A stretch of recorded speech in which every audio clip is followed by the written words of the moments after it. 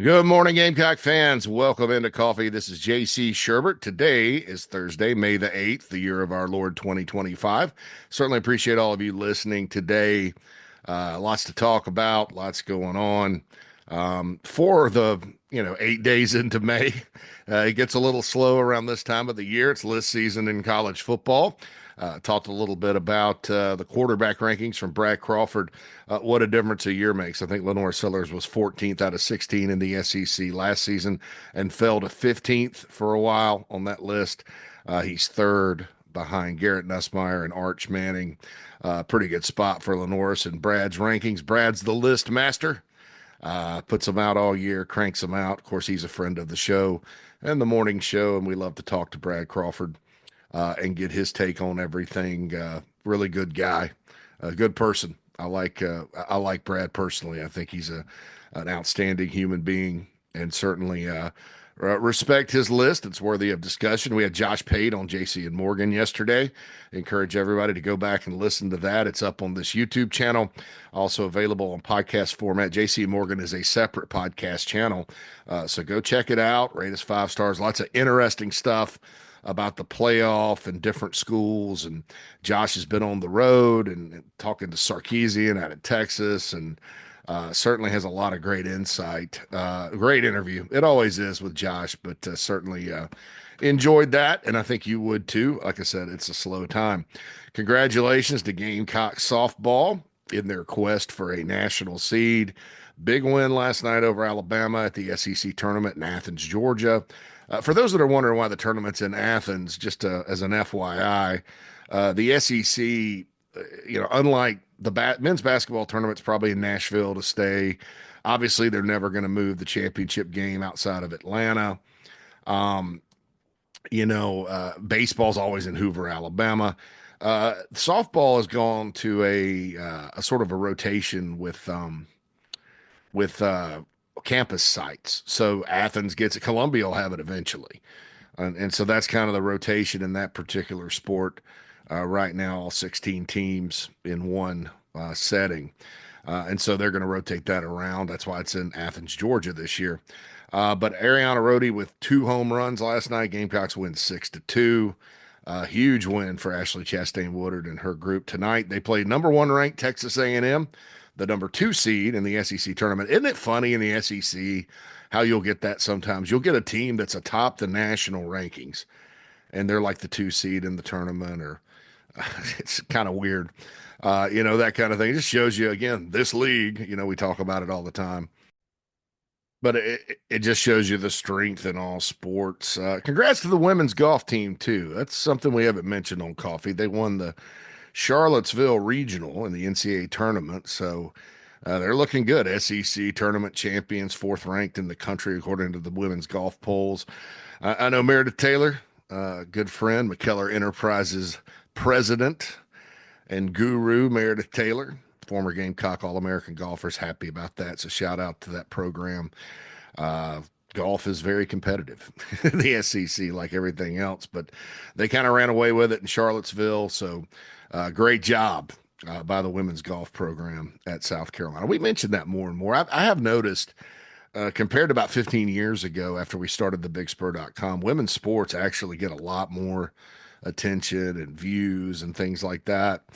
South Carolina's pretty elite across the board in women's sports as well. So I'm sure that helps, but certainly as time progresses, it's good to see the ladies getting their due. They work hard and win, and they're in just as tough of a league as the men are.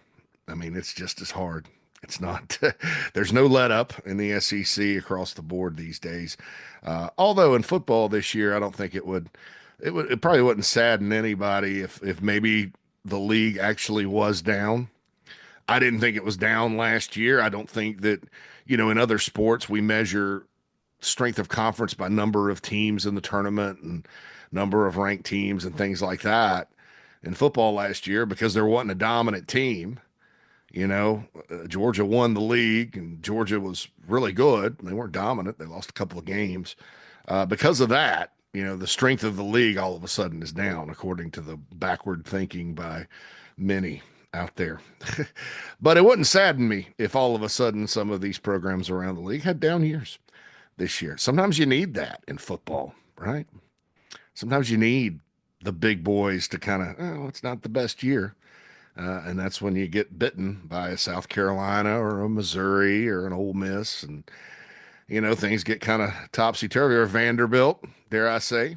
That game continues to frighten me, being the SEC opener next year. And, there's some minds in September for the Gamecock schedule. I think a lot of people look at it and say, Carolina could be 5-0 heading to Baton Rouge. Will they be? I don't know. I mean, that Missouri game, good God. They had another good year in the portal. Their defensive line is going to be strong. Bo Pribula, I guess Brad had him 13th in the league, but I think he's going to be really good for them. He's a tough, tough individual. And they lost some receivers, lost some offensive linemen, but Mizzou, I think they're going to be pretty good every year with how they recruit, and you hope the same thing for South Carolina.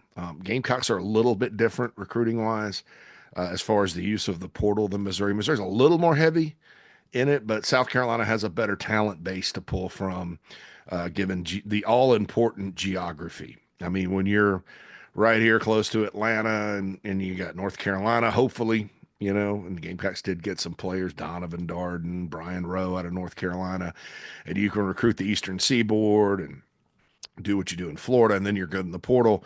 There's a little bit more, especially with the South Carolina in-state kids, the talent base, because those guys end up tracking a lot better than maybe what they're ranked in a lot of instances. If you look back at the NFL draft, TJ Sand, I think the highest rated guy from South Carolina that got drafted was Tonka, and he was a low 4-star borderline guy.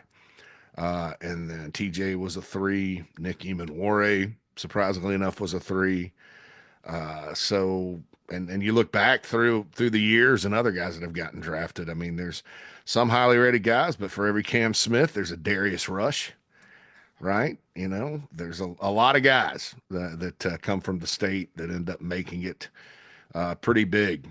I mean, you look at Tyler Brown up at Clemson. He redshirted this past year because he was hurt, but he's going to bounce right back in.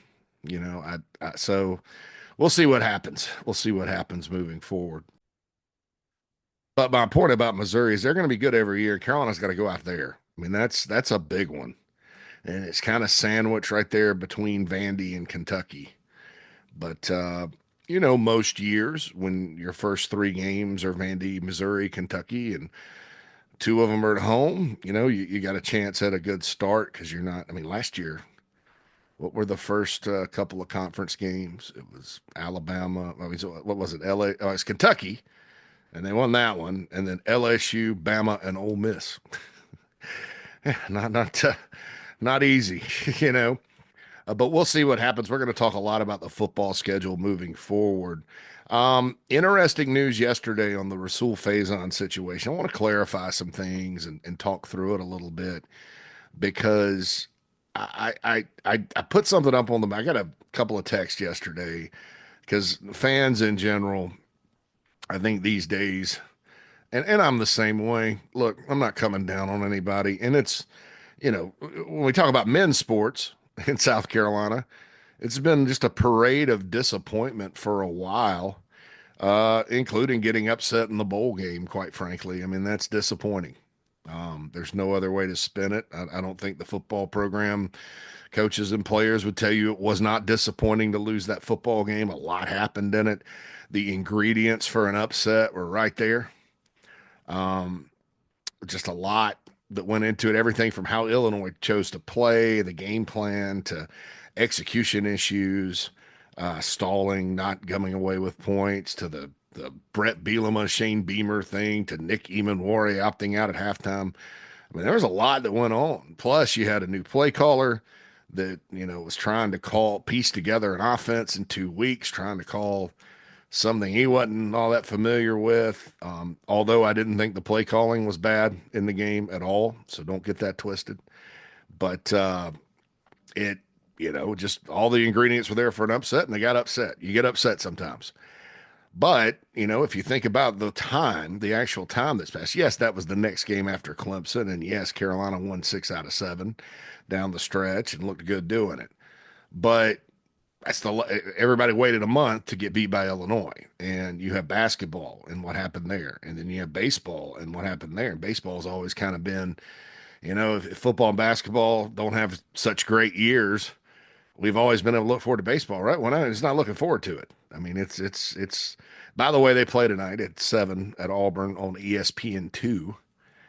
So we'll see what happens down there. But I don't. I mean, I think they're heading for a bad record, like not a bad record, not just overall record this year, but historically bad record, a school record for SEC losses. Let's put it that way. You hope not, but man, it looks bleak. And I know Paul Maneri said the other day that he plans to be back. I take him at his word, but this is not a good situation.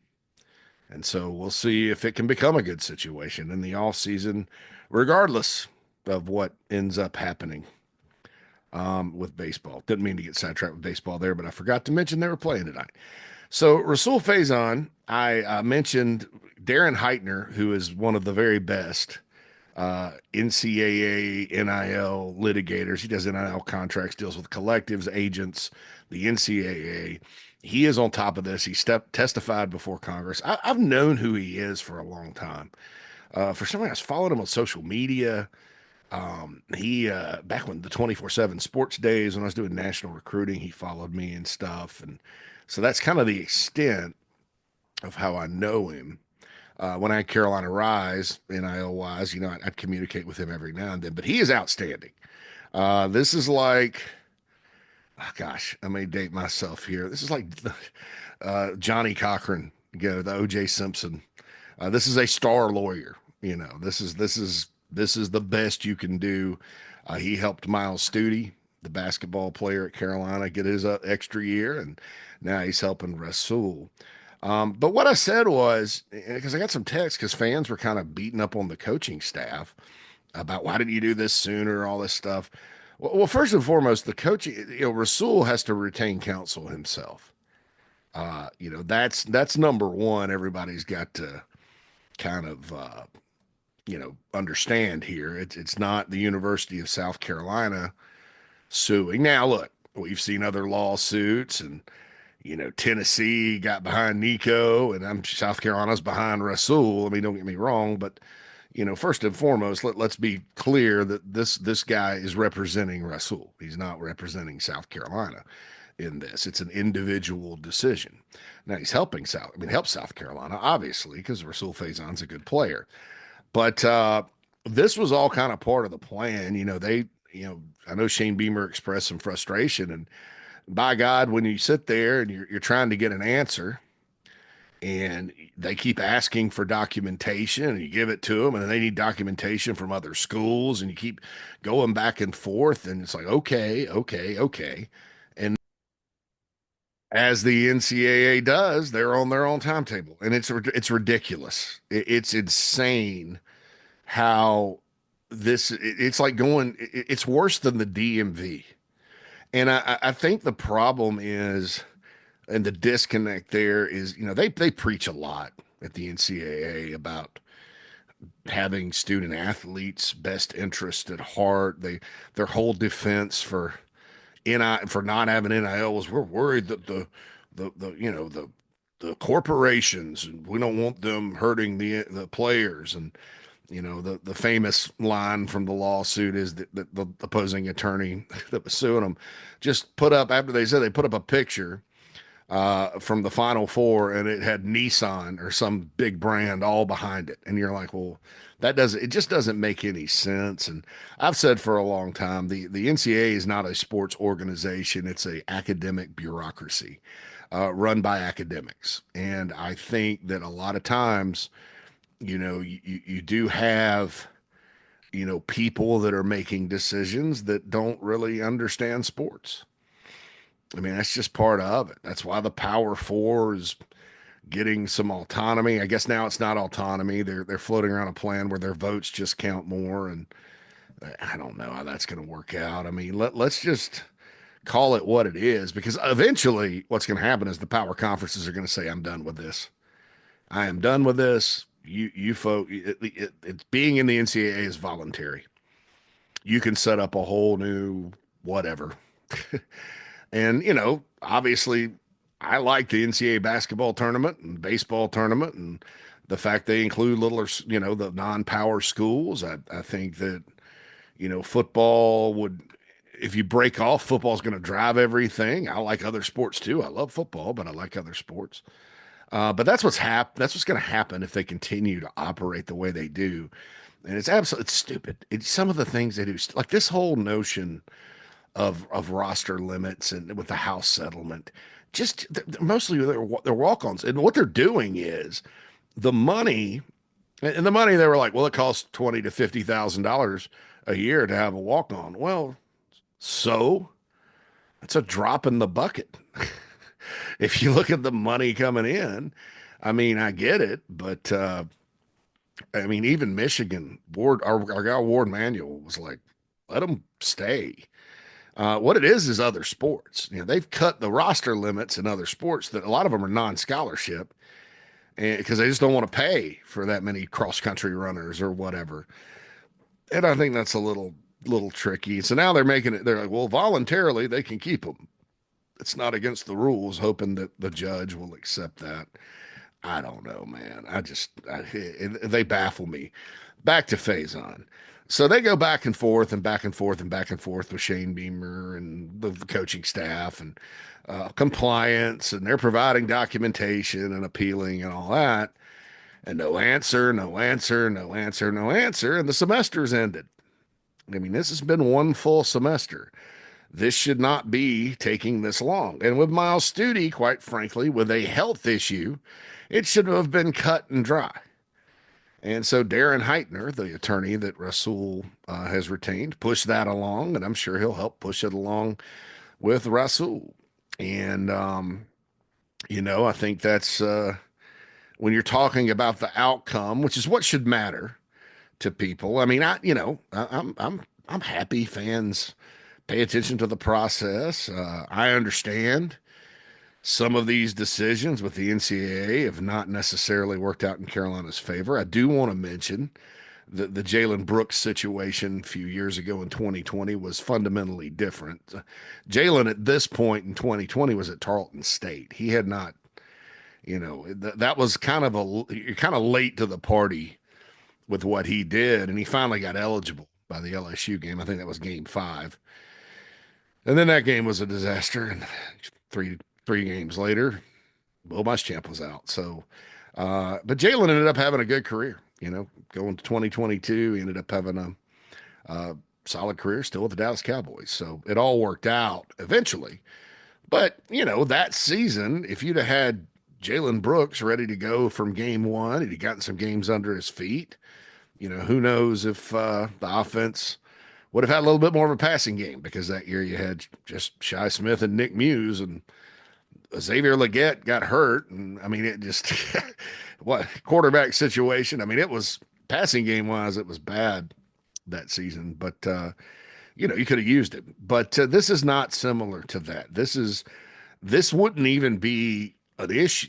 We wouldn't even be talking about this had they not ruled Diego Pavia and everybody else on his clock eligible. This probably, had the judge in New Jersey ruled against the Rutgers player that has a similar situation, we would not be talking about this. And that kid in New Jersey, man, I mean, he was because my whole thing is this. Okay, if you're gonna say, and I'm concerned right now, let me back up a second. I am concerned that lawyers are going to continue to challenge the eligibility clock, and it's a slippery slope if you continue to make concessions, right? So I was glad the judge in North Carolina, because there were 3 or 4 players at Duke and UNC that wanted to challenge for another year. J.J. Jones from Myrtle Beach at UNC was one of them. And you looked at the case and you're like, well, basically they just didn't play a whole lot. I mean, so and some of the arguments were like some things happened that year. And the judge said no. That's that, you can't do that. So that's a positive with this. Now, the argument with junior college players is the junior colleges are governed by the NJCAA, National Junior College Athletic. They're not under the purview of the NCAA at all. Their argument is, well, you can't start the clock on somebody when they're not playing, for your organization. I mean, what's the that's what Pavia said, and because it deprives you, junior colleges aren't sending out the cheddar, they're lucky to have facilities, right? At this point. And so that's the argument. So the NCAA with Pavia, they were like, well, anybody that's clock was similar to Pavia's, they can go on and get in. Well, Rasul's got one. He's kind of started, I think, in 19 and not 20 with junior college. The kid from Rutgers was actually under the purview of the NCAA, then bounced back to junior college, and then back to the NCAA. And finally is good enough to get an NIL deal and play for Rutgers in the Big Ten. And he sued and got the injunction. Well, Rasul, he didn't bounce back. He started at Snow Junior College in Utah, and I think he was at a prep school too. And then went to Utah State, and he wants his year back. And so, to me, if it's a linear progression, and you're saying, okay, well, your clock really didn't start, we won't count the JUCO. A linear progression to me actually is a stronger argument than Jet in New Jersey at Rutgers. I think his name's Jet. So look, man. I mean, that's when the judge ruled for the Rutgers player, I thought, well, this is easy. It's a layup, because with Pavia, when Pavia won his lawsuit, what they did was issue a blanket waiver for everybody. So we're not going to fight this, blah blah blah blah blah. So my question is, what's the holdup now? Because if Darren Heitner and Rahsul Faison take them to court, especially if they take them to court in South Carolina, I highly doubt, unless you never know with judges. But there's some caveats there. But if they took him to court, I mean, I don't understand why, based on the ruling in New Jersey, that a judge in South Carolina would say, oh yeah, well you're not, we're not going to put an injunction out. I mean, I don't know. Somebody that knows more about federal judges in South Carolina can explain this to me, but it seems like that would be a pretty winnable case.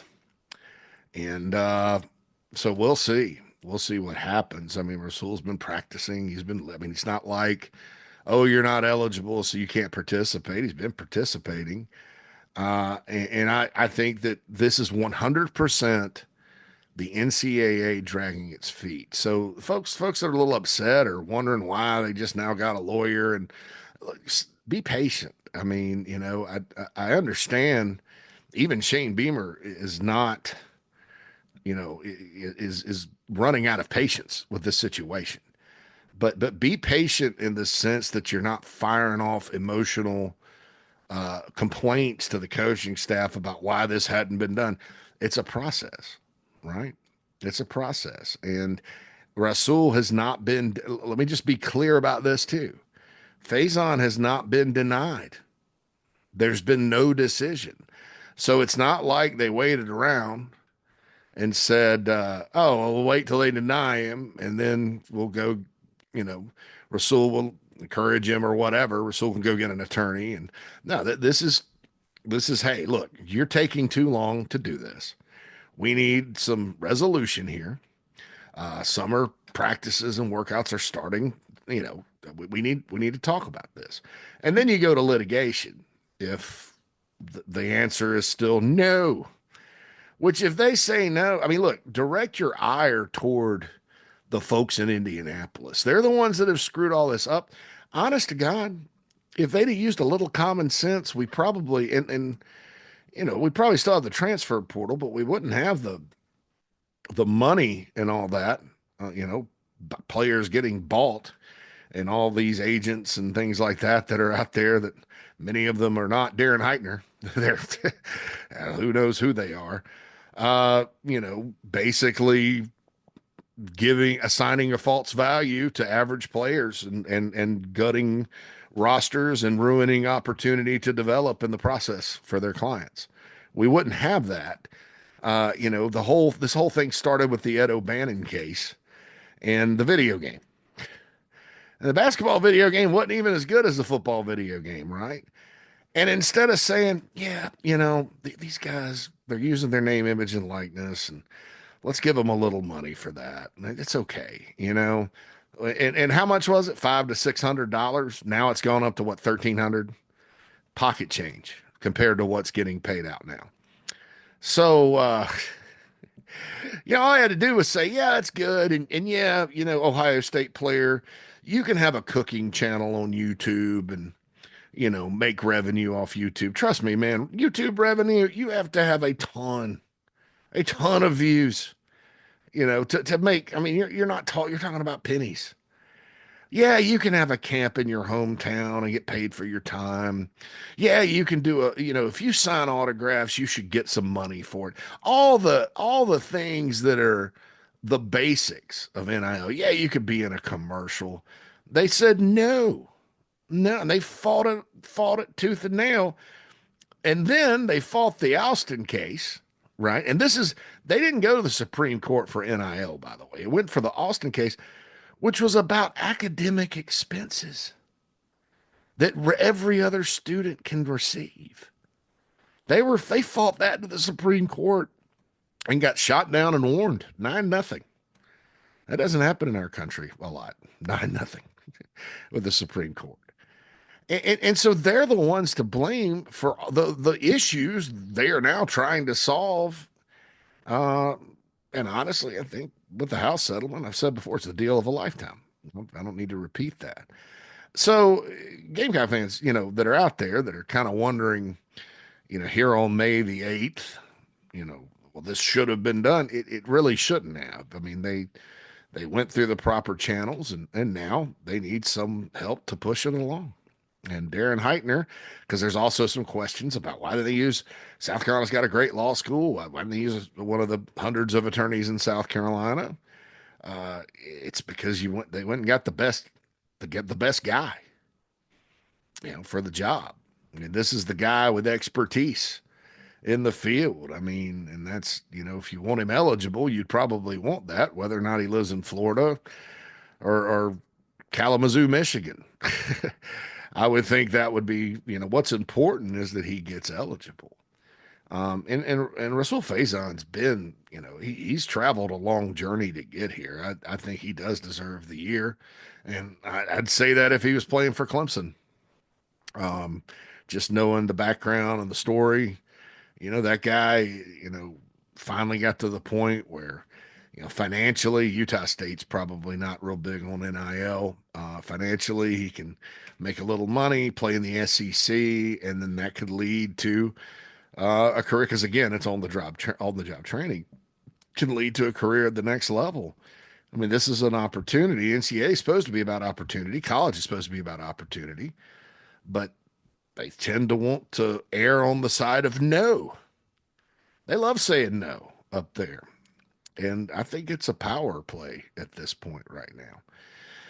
So Faison should be eligible at the end of the day. I trust that Heitner will have a plan. Like I said, I've known who he is for years. There's nobody better in that space. He has a lot of common sense when it comes to this stuff, knows the college sports game, knows the NCAA, NIL, whatever you want to talk about.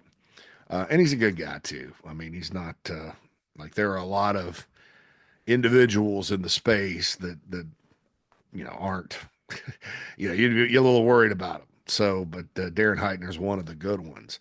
So I just wanted to encourage everybody about that.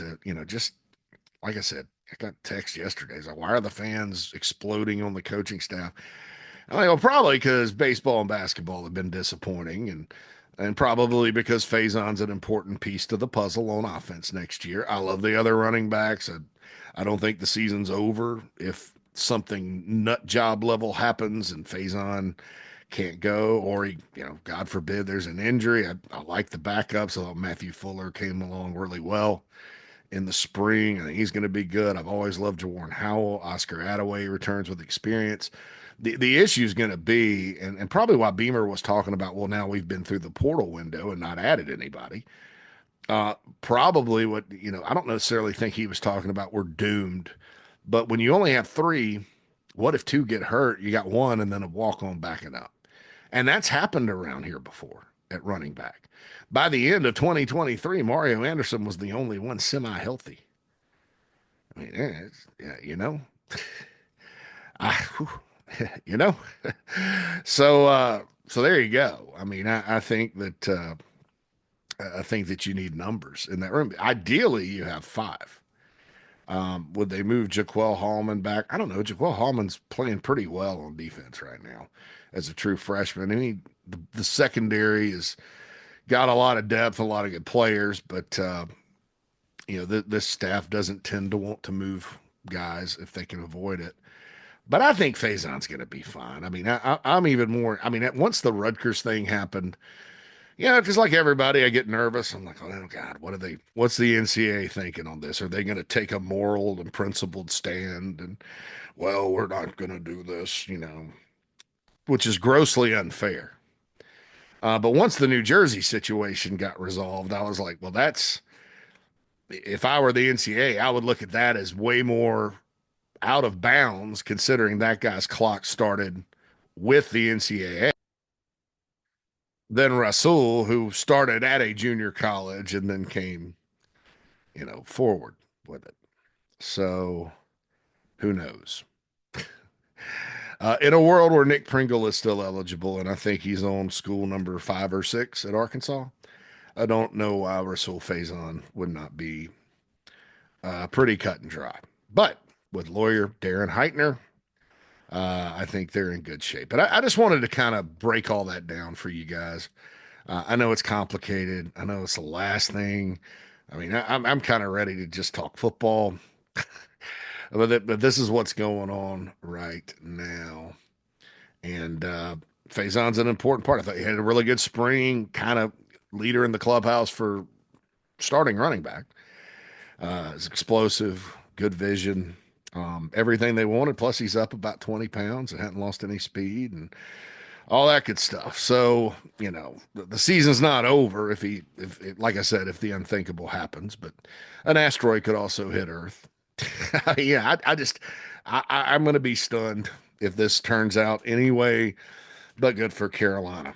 All right. By the way, the Gamecocks play again, just to remind you, tonight, softball, 8 p.m. on the SEC Network, not SEC Network Plus, against A&M. From Athens as the SEC tournament continues, 7 p.m. first pitch for baseball on ESPN2 at Auburn. Auburn's having a really good year. Really good year. And yeah, and Faison, we've covered all that. House settlement. We got the show later today. Alex Jones is in Gamecock Smorgasbord. Also, they put up a new episode of the Late Night Gamecock Show yesterday. Alex and Matt. We had Matt on yesterday talking about Colin Murray Boyles. Dare to dream, my friends. Colin Murray Boyles possibly coming back for men's basketball. But I'm not holding my breath on that one. All right, JC Shurburtt Coffee. Holla at you soon.